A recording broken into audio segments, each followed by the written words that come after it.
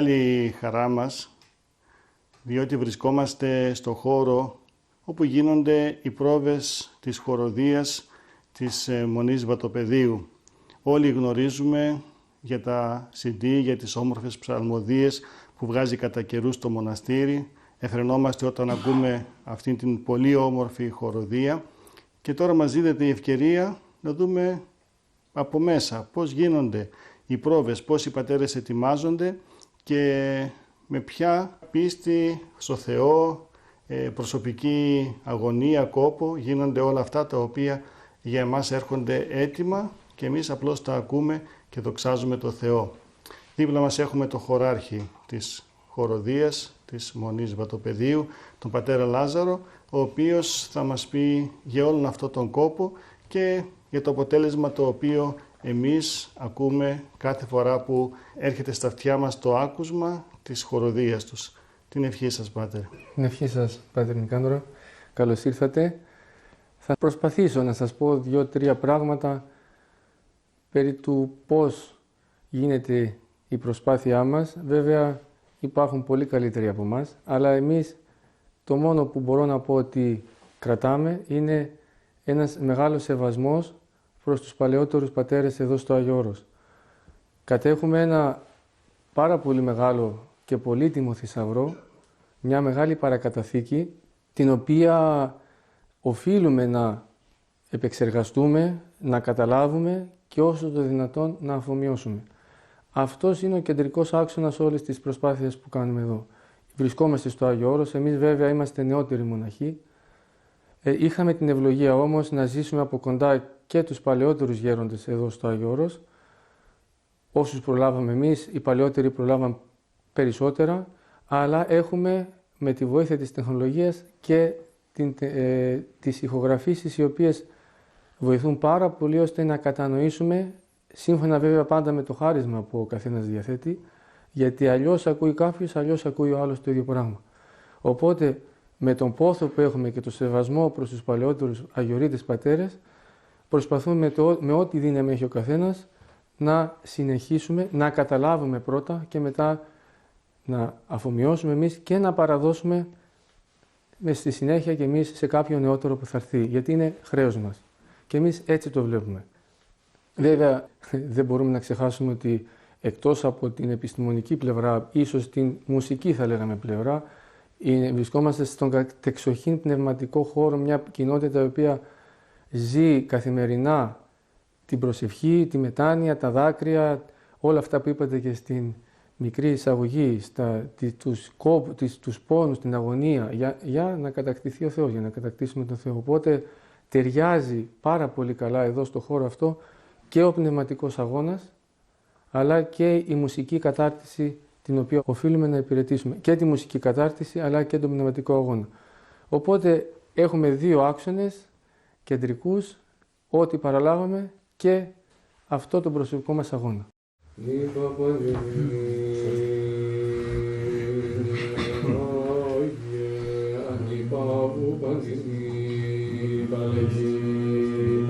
Χωρίς να φωνάζουμε πατέρες, έτσι, μαλακά ελέγχουμε, απλώς να δούμε το συγχρονισμό.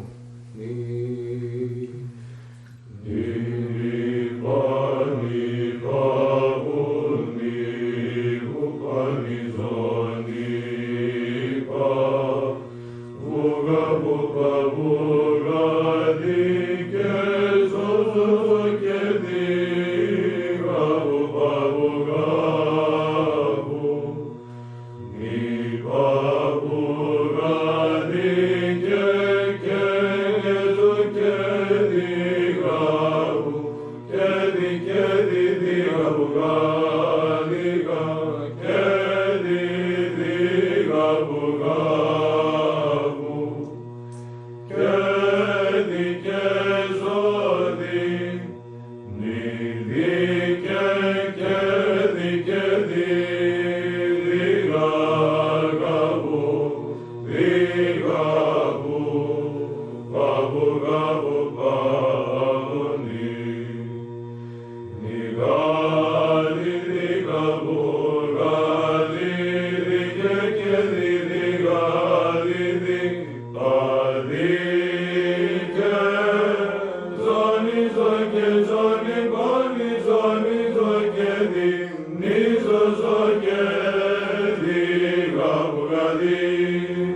θυμίσω.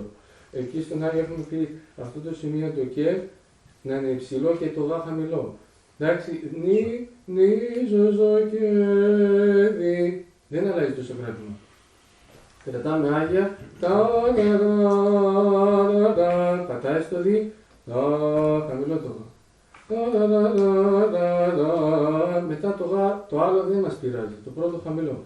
Μια φορά ακόμα, από τον Άγια όλο και τα και όλα υψωμένα. Το σι, παδί, παδί και ζωνίζο και ζωνί, πανιζωνίζο και δινίζο και διβαυγαδί. Άκουσα μια νότα. Άλλη μια φορά, παρακαλώ λίγο προσοχή. Εντάξει. Παδί και μην πάτε για το και δίεση. Παδί και... όχι για το και, για το ζω. Παδί και ζω. Πάμε. Παδί και ζωνίζο και ζωνί, πανιζωνίζο και δινίζο και διβαυγαδί.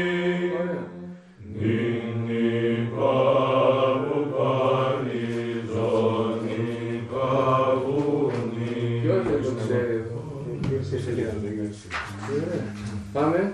Ευχαριστώ.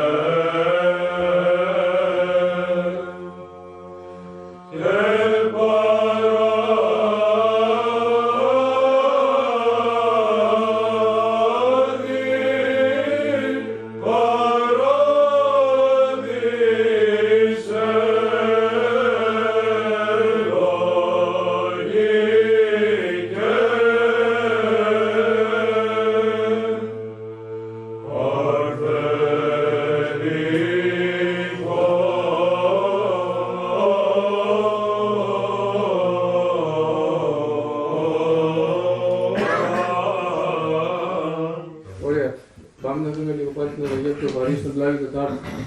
Καλό ήταν να φέρει ακόμα λίγο.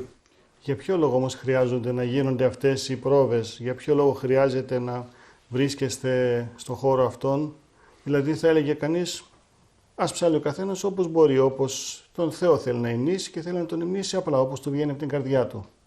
Ναι, βέβαια μην ξεχνάμε ότι συγκεκριμένα εμείς βρισκόμαστε σε κοινόβιο μοναστήρι.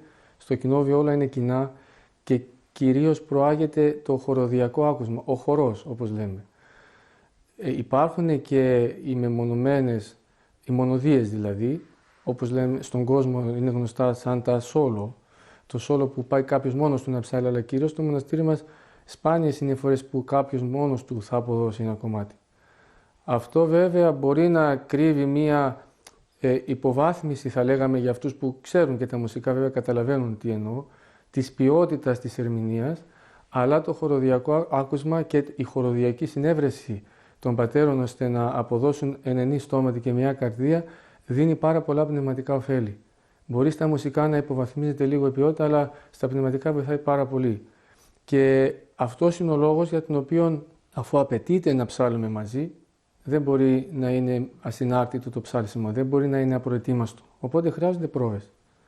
Και οι πρόβες γίνονται πάντα, όπως σας είπα, σύμφωνα, ναι μεν από τη μία να έχουμε το συγχρονισμό, ο οποίος είναι απαραίτητος για μια χοροδία, αλλά όσο μπορούμε να στιχούμε το κανόνι των παλαιότερων αγιοριτών πατέρων ως προς το άκουσμα. Αυτό είναι η προσπάθειά μας.